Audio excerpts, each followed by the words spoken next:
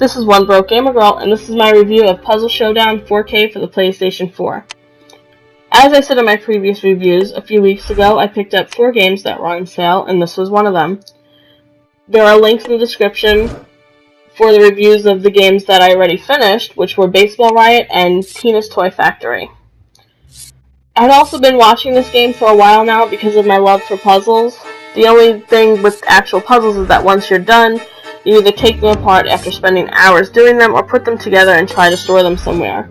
Anyway, I figured a digital way to put together puzzles would be fun, and it was on sale, so I figured I would give it a go. Since this game is about putting together puzzles, there is no story. This is one of those games, though, where I really wasn't expecting one to begin with because it's just about putting together puzzles. You have over 50 puzzles that you can put together, and you can choose a bunch of different options ranging from how many puzzle pieces, to if you want to be scored, and what kind of background you want when putting your puzzle together. The possibilities are endless, and there are enough puzzles to keep a puzzle junkie like myself busy for hours. I really enjoyed this game because it gave me digital puzzles to put together and then cleaned it up for me when I was done. I didn't have to do this myself or try to glue them together, which, can be a real pain, and then store them somewhere. I was able to just put them together and move on. The pictures that they give you to choose from are stunning and range from abstract to people to animals to cityscapes and landscapes. I never found myself getting bored while playing this game, and when I was done, I just moved on to the next puzzle. The mechanics for this game are super simple because you have your puzzle board and you're given 5 puzzle pieces. Pick your piece and see where it fits on the board. If you're looking for a challenge, turn rotation on because the pieces won't be in the correct position when they're given to you. The one thing I didn't like was that you're only given 5 pieces at a time. Now, if these aren't the pieces you want, you can discard them one at a time, but this is an overly complicated thing to do and takes up a lot of time. Other than that, the game ran bug and glitch free. The graphics for this game were great because they were puzzles, which are pictures that you have to put together. The pictures chosen for this game are beautiful, and I really enjoyed putting together the different types of puzzles. I did have a problem though with the background that wasn't a puzzle, as you can see in the video. It was the color changing background with the floating puzzle pieces. At times this became hard to look at and was distracting, as the puzzle pieces changed colors randomly going from dark to light, and depending on the size of the puzzle you were working on, it became a little disorientating at times.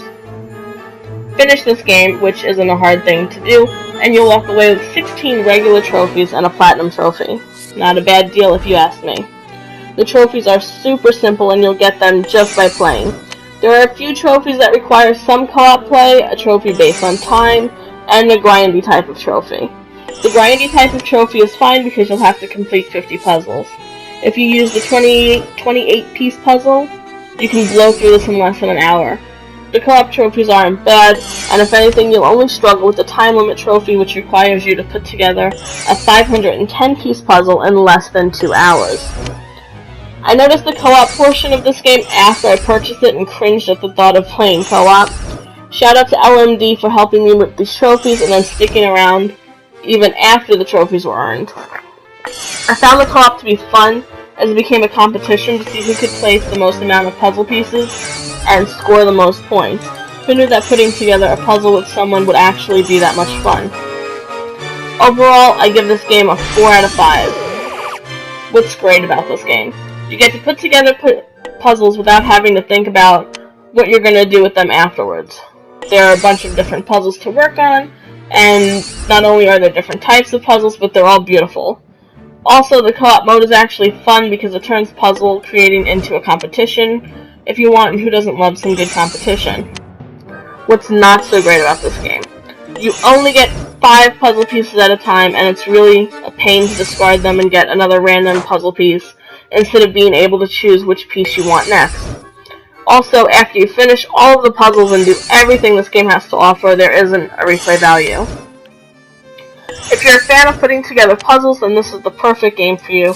There's plenty of puzzles to choose from and a bunch of different ways to play. You can even play with a friend if you want. Although I would recommend picking this game up and giving it a try, I wouldn't recommend paying the full $9.99 for this game, and instead try picking it up on sale. When it comes down to price, it's not worth the full price, especially since after you finish there is no replay value.